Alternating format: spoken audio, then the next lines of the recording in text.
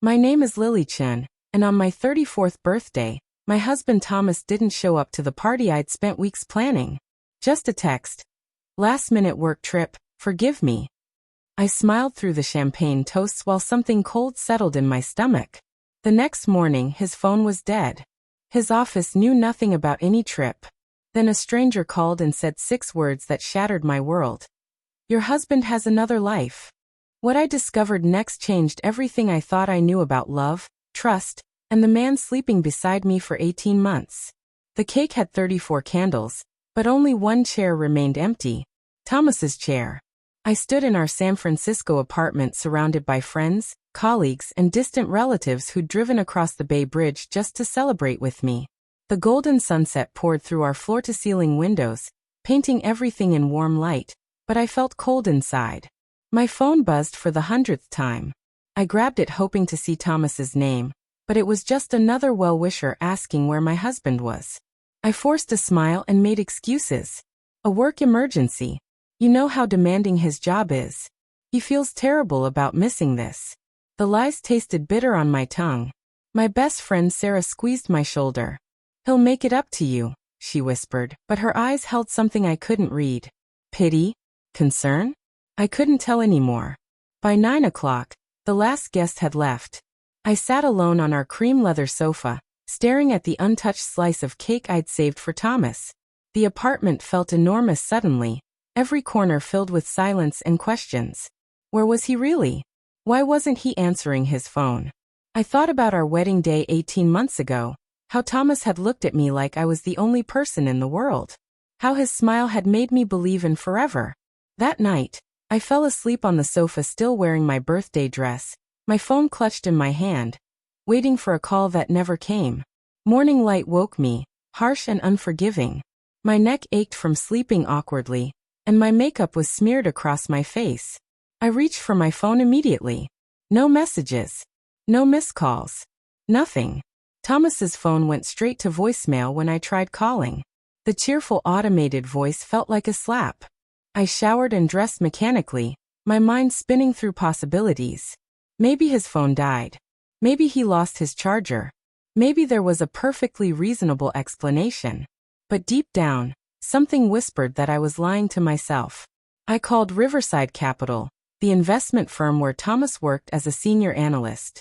His assistant Janet answered on the second ring. Oh Lily, how was your birthday? Her voice was bright and unsuspecting. It was fine, I said, keeping my voice steady. Is Thomas in yet? I need to speak with him. A pause. Thomas? He's on personal leave this week. He requested it 3 weeks ago. The floor tilted beneath me. Personal leave? There must be some mistake. I managed. He told me he had a work trip. Another pause, longer this time. No, definitely personal leave. Is everything okay? I hung up without answering. My hands shook as I opened my laptop and tried logging into Thomas's email. We'd always shared passwords, a sign of trust he'd insisted on. Password incorrect. I tried again. Still wrong. He'd changed it. My heart hammered as I checked our joint bank account. The balance made my stomach drop. Our savings account, the one that had held over $200,000 just last week, showed $843. I refreshed the page 3 times, certain there was an error. But the number didn't change. Someone had transferred nearly everything yesterday. On my birthday. While I was cutting cake and pretending everything was fine, my phone rang, an unknown number. I answered with trembling fingers. Hello. Silence, then a woman's voice, hesitant and afraid. Is this Chen? Yes. Who's calling? You don't know me, but we need to talk about Thomas. Your husband isn't who you think he is. My throat went dry. Who are you? I whispered, gripping the phone so hard my knuckles turned white. The woman on the other end took a shaky breath. My name is Rebecca. I know this sounds insane, but please listen. Thomas has been living a double life. He's been with my sister in Oakland for the past 6 months. Oakland. Just across the bay. 20 minutes from our apartment. That's impossible, I said automatically, but my voice cracked. He travels for work, but he's always home. We have dinner together. We watch movies. We share a bed. Rebecca's voice softened with what sounded like genuine sympathy. Does he really? Or does he come home late, leave early, take calls in another room? Think about it, Lily. When was the last time you really knew where he was? I sank onto the kitchen floor, my back against the cabinets. Fragments of memory flashed through my mind. Thomas texting during dinner, always angling his phone away. Weekend meetings that came up suddenly. The faint smell of unfamiliar perfume on his jacket last month. Business trips to Los Angeles that he never wanted to discuss. Why are you telling me this? I asked, anger rising through my shock. Because I found your wedding photos on my sister's phone, Rebecca said quietly. She's been tracking your social media for months. She knows everything about you, your work, your friends, your birthday party. And Lily, there's something else you need to know. Thomas isn't even his real name. The room spun. I pressed my free hand against the cool tile floor, trying to anchor myself to something solid. What do you mean? His real name is Marcus Webb. He's done this before, in Seattle and Chicago. He targets successful women, marries them, drains their accounts and disappears. My sister showed me documents, other identities, other wives. Other wives. The words echoed in my head like a death sentence. I don't believe you, I said, but even as the words left my mouth, I knew they were hollow. The changed passwords. The empty bank account. The mysterious personal leave. The pieces were falling into place, forming a picture I didn't want to see. Check his office, Rebecca said urgently. The locked drawer in his desk. I have to go, but Lily, be careful. If he knows you're looking into this, I don't know what he'll do. The call ended, leaving me alone with silence and terrible knowledge.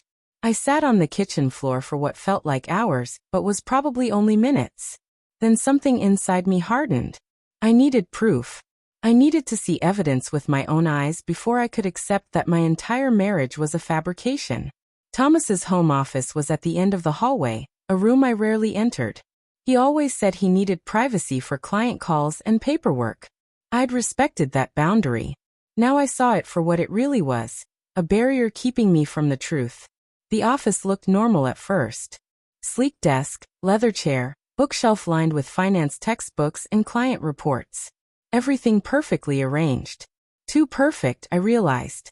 Like a stage set rather than a real workspace. I tried the desk drawer. Locked. My heart pounded as I searched for the key. Checking under the desk mat, inside the pencil holder, behind the picture frames. Nothing. I grabbed a letter opener from the desk and worked it into the lock, hands shaking so badly I could barely hold it steady. After several attempts, something clicked. The drawer slid open. Empty. Completely empty except for a thin layer of dust. Someone had cleaned it out recently and carefully. I checked the other drawers frantically.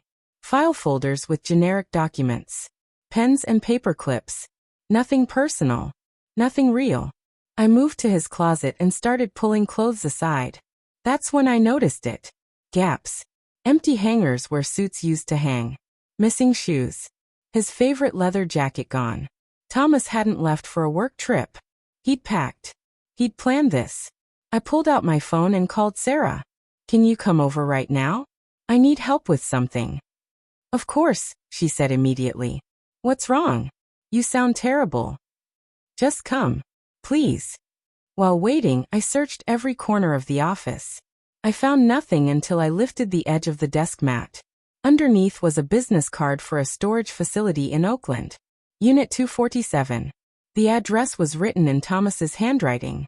Sarah arrived 15 minutes later, her expression shifting to alarm when she saw my face. Lily, what happened? Did Thomas come home? No, I said, my voice strangely calm. But I need you to drive me somewhere. I need to see what he's been hiding. Sarah studied me for a long moment, then nodded. Let me get my keys. As we drove across the Bay Bridge toward Oakland, I told her everything. The phone call from Rebecca. The empty bank account. The cleaned-out drawer. Sarah's hands tightened on the steering wheel, but she didn't interrupt. When I finished, she was quiet for several seconds. Lily, she finally said, her voice careful. There's something I need to tell you. Something I should have told you months ago. My stomach twisted. What do you mean? Sarah kept her eyes on the road, but I saw her jaw clench. 3 months ago, I saw Thomas at a restaurant in Oakland. He was with a woman. A brunette, maybe late 20s. They were holding hands across the table. The words hit me like physical blows. 3 months ago? And you didn't tell me. I convinced myself I was wrong, Sarah said quickly, her voice breaking. Maybe it was business. Maybe it was his sister. I didn't want to ruin your marriage over something I might have misunderstood. God, Lily, I'm so sorry. I should have said something. I stared out the window at the bay sparkling below us, feeling numb. 3 months. While I was planning our first anniversary celebration, choosing the perfect gift, making reservations at his favorite restaurant. What else? I asked quietly. Sarah pulled into the storage facility parking lot before answering. That's not all. Last week, I ran into Janet from Thomas's office at the grocery store. We were chatting, and she mentioned how nice it must be that you and Thomas were taking a long vacation together. She said he'd told everyone at work that you two were going to Hawaii for your anniversary. My head snapped toward her. Hawaii? We never planned any trip to Hawaii. I know, Sarah whispered. That's when I started to get really worried. I almost called you a dozen times, but I didn't know how to say it. How do you tell your best friend that her husband might be lying about everything? We sat in the car, the engine ticking as it cooled. The storage facility loomed before us, rows of orange units stretching into the distance. I need to see what's in that unit, I said, opening the car door. Sarah grabbed my arm. Lily, maybe we should call the police first. If Thomas is dangerous, if he's done this before like that woman said. I need to know the truth, I interrupted. Right now. I need to see it with my own eyes. The facility manager was a tired-looking man in his 50s who barely glanced at us. Unit number? 247, I said. I'm the renter's wife. I just need to check on something.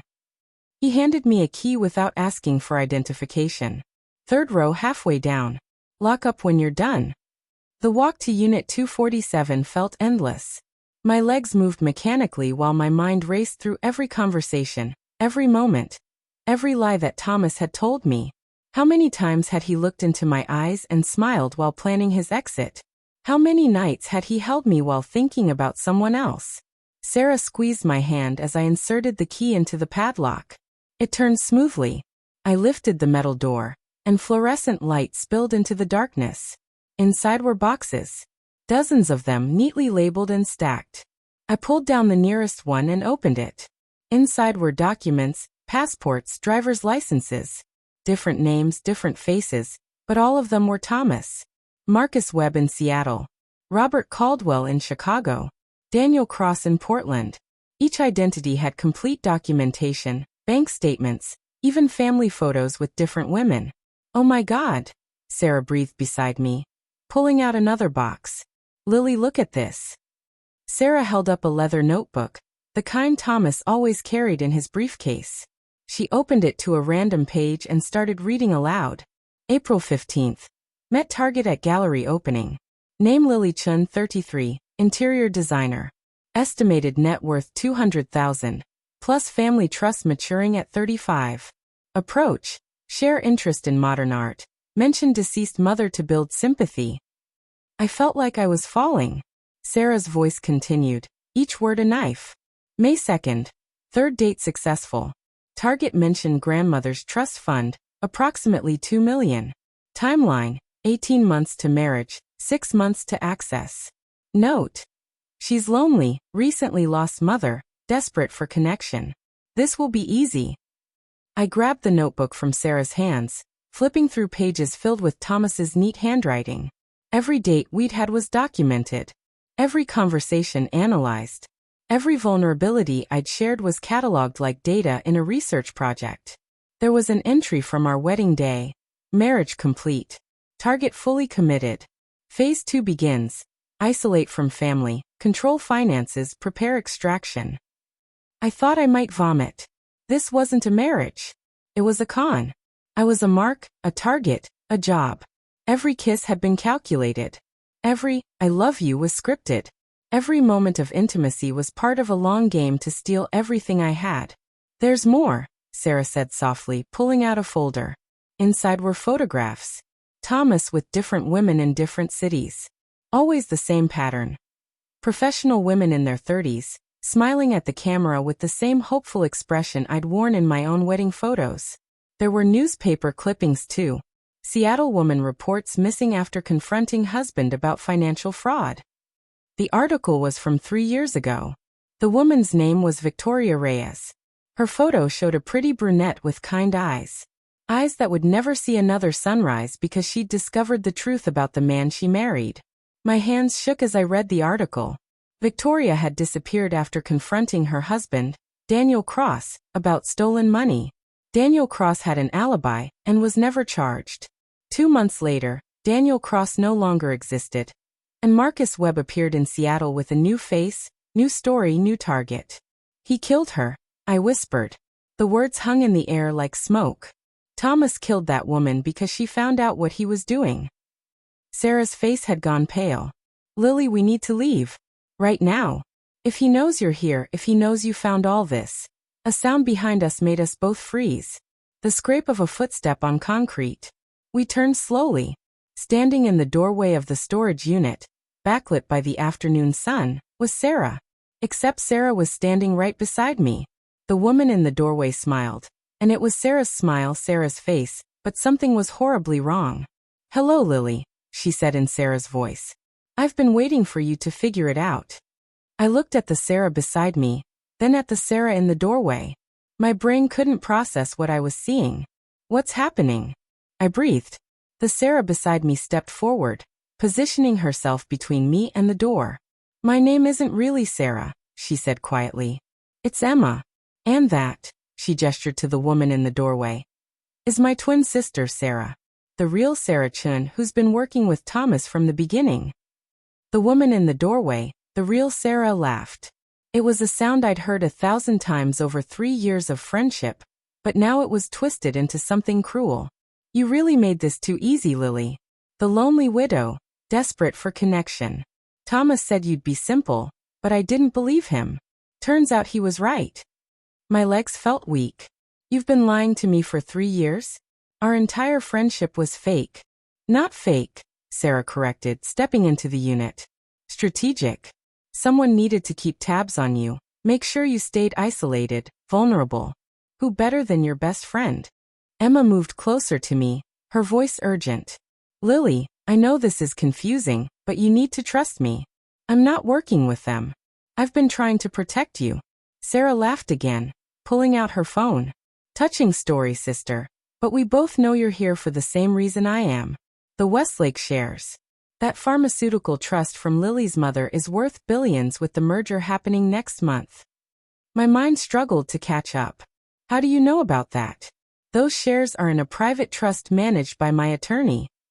Your attorney who Thomas has been paying for information, Sarah said casually. The same attorney who's scheduled to meet with you Monday to sign transfer documents. You were going to sign everything over to Thomas, believing it was for estate planning. Then Thomas disappears, you get a tragic phone call about an accident, and the shares transfer to his offshore accounts. Clean and simple. Emma's hand found mine, gripping it tightly. I infiltrated their operation 6 months ago after they killed my fiancé in Portland. Daniel Cross, they called him then. He stole everything from Michael and made it look like suicide. I've been gathering evidence, waiting for the right moment. Sarah's smile faded. Evidence that won't matter once you're both dead. Thomas is already in Mexico. The money's transferred. We tie up loose ends today, and I disappear too. New name, new life, $10 million richer. She pulled a gun from her jacket. My breath stopped. This was really happening. My best friend of 3 years was pointing a gun at me in a storage unit in Oakland, and nobody knew where I was. You won't get away with this, Emma said, but her voice shook. I sent copies of everything to the FBI this morning. Bank records, false identities, communications between you and Thomas. It's over, Sarah. For the first time, doubt flickered across Sarah's face. You're bluffing. Am I? Check your offshore account. The one in the Cayman Islands under the name Rachel Morrison. Sarah's hand moved to her phone, and Emma lunged. They crashed into the boxes, documents scattering everywhere. The gun skittered across the concrete floor toward me. I dove for it, my hands closing around cold metal just as Sarah broke free from Emma and rushed toward me. "Stop!" I screamed, raising the gun with shaking hands. "Don't move or I'll shoot." Sarah froze, her eyes calculating. Behind her, Emma struggled to her feet, blood trickling from her lip. "It's over," I said, my voice steadier now. "The police are probably already tracking those accounts. You're done." For a long moment, Sarah stood perfectly still. Then her shoulders sagged. "You always were smarter than Thomas gave you credit for," she said quietly. "He thought you were just another lonely Mark. But you figured it out faster than any of the others." Sirens wailed in the distance, growing louder. Emma must have called the police before we arrived. Sarah looked toward the sound, then back at me. "For what it's worth, Lily, some of it was real. Some of the friendship, the conversations, the laughter. Not all of it was fake." "That makes it worse," I whispered. The police arrived minutes later, flooding the storage facility with officers and flashing lights. They found Thomas's documents, the false identities, the evidence of fraud spanning multiple states. Sarah was arrested, read her rights, and led away in handcuffs. She didn't look back. Emma gave her statement to the detectives, explaining her months-long investigation. She'd been tracking Thomas since Portland, documenting everything, waiting for enough evidence to bring down the entire operation. I was her insurance policy, the living witness who could testify to the pattern of fraud and manipulation. 6 months later, I stood on my new apartment terrace, watching the sunset paint the Golden Gate Bridge in shades of amber and rose. The bridge stood strong and steady, connecting two worlds across impossible distance. It had weathered earthquakes, storms, and decades of weight. It endured. Below, San Francisco sparkled to life as evening fell, each light representing a story, a life, a choice. My apartment was smaller now, simpler, but it was truly mine. Paid for with money I'd earned, decorated with furniture I'd chosen, filled with silence that felt peaceful instead of threatening. The trial had ended last week. Thomas, whose real name was Marcus Webb, received 25 years. Sarah got 15. Others in their network were still being prosecuted. I'd recovered most of my stolen money, and the Westlake shares remained safely in trust, their value tripling after the merger. Emma and I met for coffee sometimes. Not friends exactly, but two women bound by shared trauma and survival. She was writing a book about her investigation. I was finally painting again, something I'd abandoned years ago. My phone buzzed with a text from my cousin in Seattle. "Dinner next week? There's someone I want you to meet." I smiled and typed back, "Yes. Maybe. Let me think about it." Trust didn't come easy anymore, but I was learning that trust and caution could coexist. The bridge glowed brighter as darkness fell, its lights reflecting on the black water below. Strong, beautiful, and unbreakable. I raised my glass of wine to it, a silent toast. To survival. To new beginnings. To knowing that some things, once broken, could be built again even stronger than before. The Golden Gate Bridge had stood for nearly a century, and it would stand for centuries more. And so would I. This is my story of triumph. Do you think I handled it correctly? If you were in my shoes, what would you have done? Share your thoughts in the comments. I can't wait to hear your perspective. Don't forget to smash that like button and subscribe to Memorable Stories and Overcoming, where we share inspiring stories of triumph and justice every single day.